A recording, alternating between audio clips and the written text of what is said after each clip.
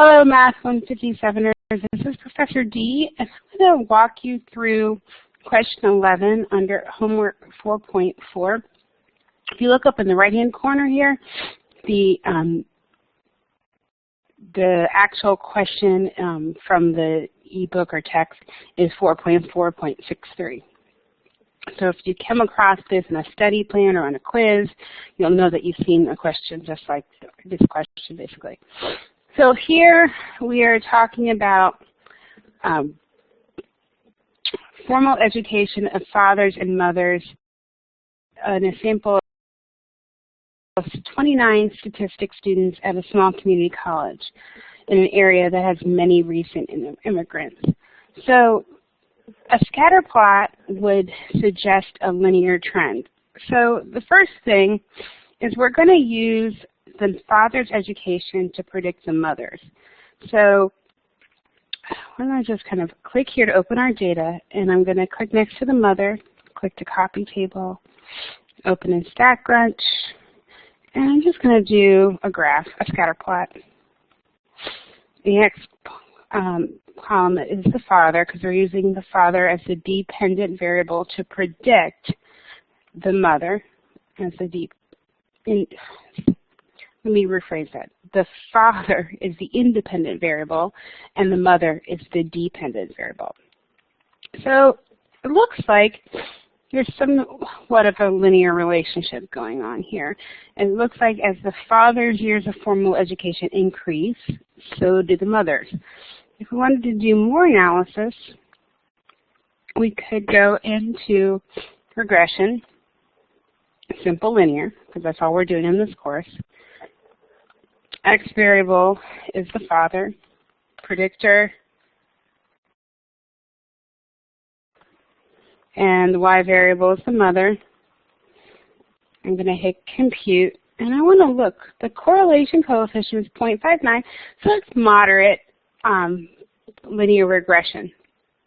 So moderate positive linear, positive correlation. It's been too late for me to do a recording tonight. So what do we need to do now? Well, the first part A says, state the regression equation for predicting the mother's years of education from the father's. We've already done that inside of StatCrunch, so just give me a second to get my windows back up and running. I was trying to see if you split the window screen between StatCrunch and this. Let's see.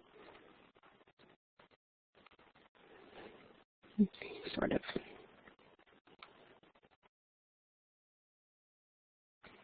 Yep, there we go.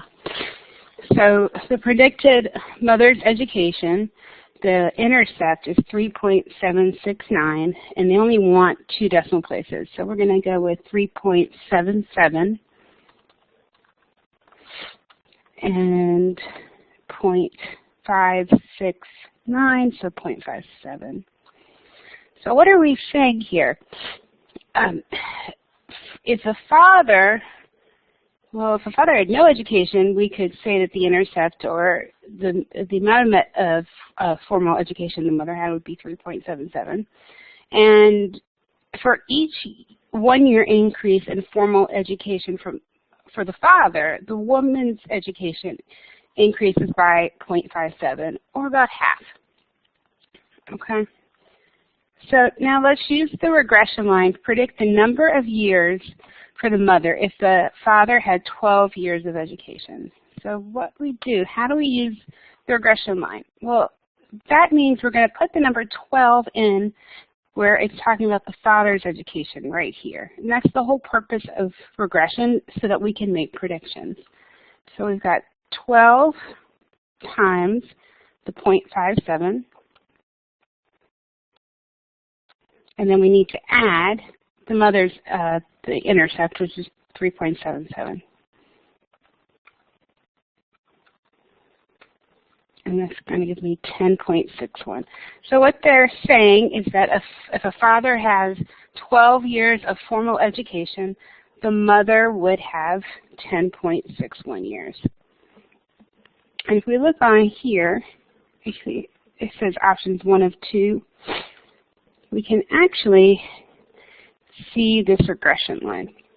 And 12 is going to be right, that would be 12 and a half, be right around here. And then you can see how that's a little bit over 10. Okay. Using the found regression line, predict the number of years for the mother if the father has 4 years of education. So if we're looking for this regression line 4, it's going to be a little bit down here. Looking at this, it looks like it's a little bit more than 5, maybe around 6. So let's plug it in. Let's do 4 times 0.57 plus 3.77, and 6.05. So pretty close to what I guessed from looking at the regression line. All right. Now, let's switch this up a little bit. What if instead of doing the, excuse me, I have a little cold, doing the predicting the mother from the father's education, what if we predicted the father's from the mother's education? So let's minimize my calculator. Let's close this. Let's go stat, regression, simple linear, except this time the x variable is mother and the y variable is father. And I'm going to hit compute. Now again, let's take a look. The correlation coefficient doesn't change. Correlation coefficient does not change no matter if one is what the independent and dependent variable is, because it's just talking, the correlation coefficient is really just a measure of how closely these things are correlated to each other. Let's take a look at the scatter plot with the regression line. Looks similar. We see a positive upward trend. Go back here, we can see that the slope is 0.63 and the intercept is 2.9. So the intercept's a little bit smaller in this one. So let's go ahead and put the predicted father's education in, 2.92, which is around 2 decimal places, plus 0.63. Okay, now using the sound regression line, predict the number of years for the father if the mother has 12 years of education. So we're going to say 0.63 times 12 plus 2.92, which is 10.48 years. How does that compare up here? Well, when we went the other way, when we were predicting the number of years of education for the mother, if the father had 12 years, we got 10.61, so pretty close. Now, what would happen? Find the predicted number of years for the father if the mother has 4 years of education. So 4 times 0.63. If you see, it doesn't matter if I write the variable first or put the slope first when I'm multiplying. And then I'm going to add the y-intercept of 2.92. It gives me 5.44. And that's actually, let's go back up here, we had 5.44 years, but with the father predicting the mother, when we put in 4, we had 6.05. So there was further, they were much more different at less years of education than at more years of education. So what phenomenon does this demonstrate? Let's see, regression towards the mean, because the regression line is used to make predictions beyond the range of data. Extrapolation. Well, extrapolation is really making predictions outside of the range of values that were given, and 4 and 12 were within the data point. So, you know, we had a lot of data points between 4 and 12. So we can get rid of B and D right away, because extrapolation does not come into play here. Extrapolation would be using is to predict the number of years of education for the father if the mother had 20 years of formal education. Let's look at C. Regression towards the mean, because values for the predictor variable that are far from the mean lead to responses that are closer to the mean.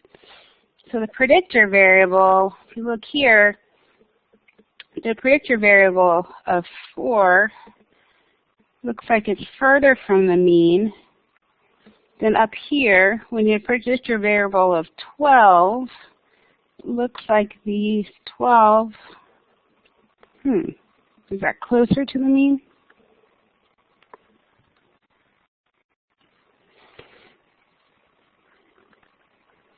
So again, let's read this. Regression toward the mean because values for the predictor variable that are far from the mean lead to responses that are closer to the mean. So what that's saying is if, here's your mean. The red line is your mean, really. And if your data points, if your raw data, your raw predictor variable are really far away from the mean, then what's going to happen? It's going to, your response variable is going to be much closer to the mean. So let's try C. And I don't know what I did here, but let's go back here, try C, and there we go. So hopefully that helped with 4.4, section 4.4, number 11. The other question in here that people seem to have trouble with was number 9. And I worked through number 9, but the real question in number 9 is what happens to your data if you throw in something that's completely whacked out.